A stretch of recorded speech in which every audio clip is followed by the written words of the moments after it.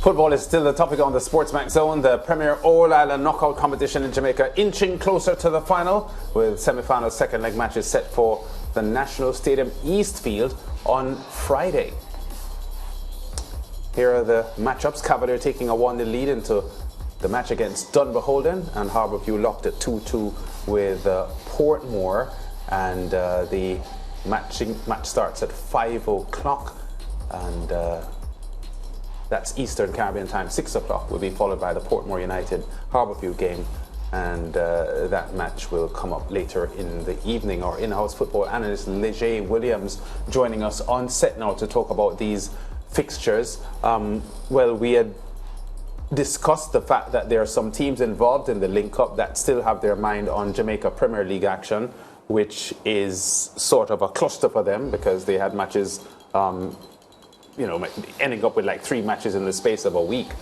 Is that a factor as we head into these second leg matches? It's definitely a factor because Jamaican teams aren't used to playing games at such regularity. We can see that in the European teams, nor do they have the depth to do so.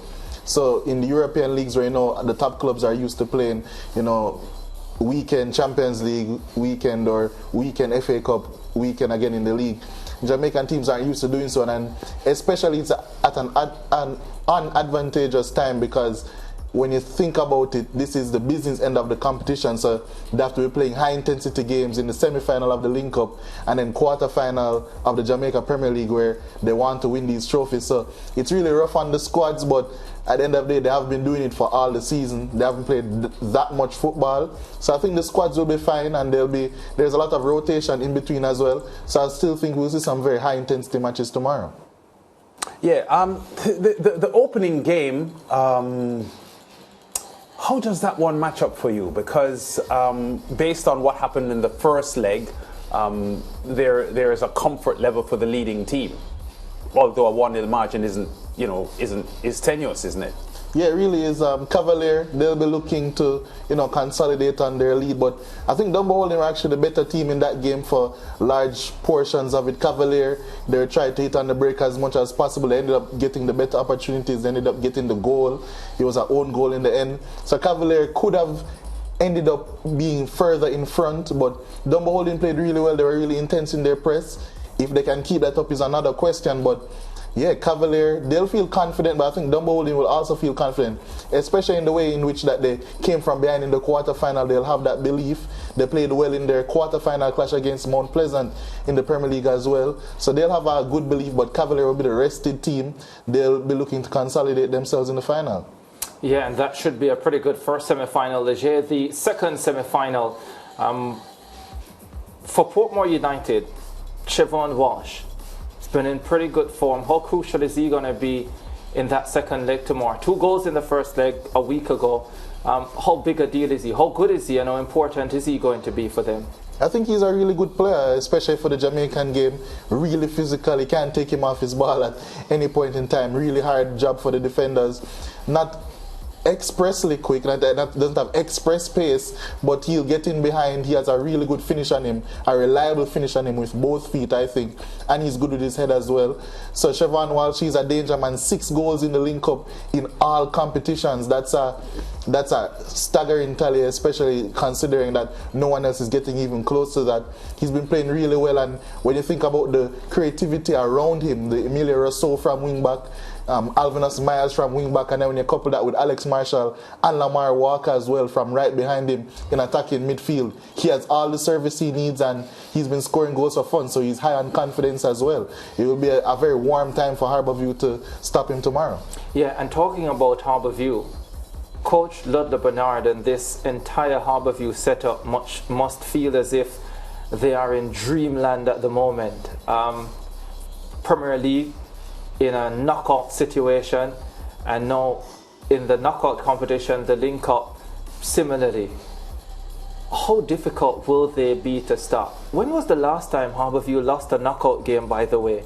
That's an excellent question, and they are in dreamland. They have a comfortable lead, although not being a conclusive lead in the Jamaica Premier League. It's comfortable at 2-0.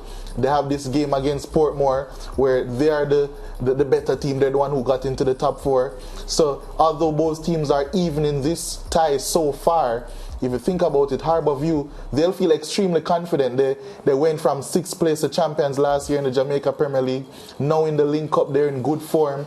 They're matching up against all of these teams really tactically well, because in this game against Portmore, they went for a 3 at the back system in comparison to in midweek or on Monday where they went back to their 4 at the back.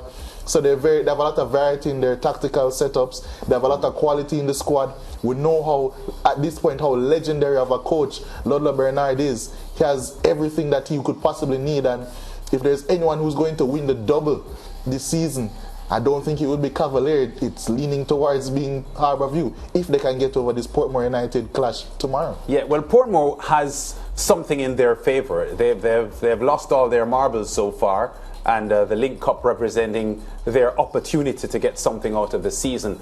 But to accentuate the point that you just made about Ludlow Bernard and Harbourview being in a good place at the moment, I look at Ludlow Bernard carefully in your post-match interviews and so on.